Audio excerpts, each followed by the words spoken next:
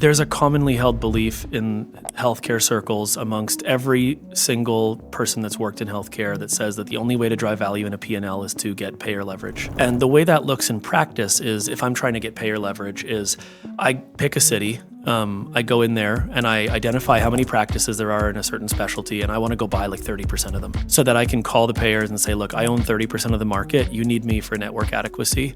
Let's negotiate new fee schedules for my reimbursement rate. And that's how most of these businesses get built over time and drive value in their P&Ls. Which is definitionally just reallocating surplus, not creating new surplus. Correct. The only way to access that surplus, I think the important thing is the only way to access it is through consolidation. Yeah. There's no other way to tap into that surplus other than being a bigger platform. I think what we're trying to prove is that pushing power to the edges through technology deployment actually drives better leverage in the P&L. It doesn't drive leverage via payer reimbursements. It drives leverage by being a more efficient business.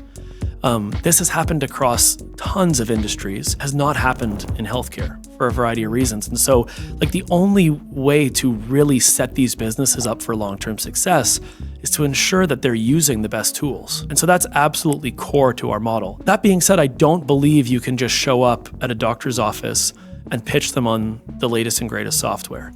They are trained to hate software.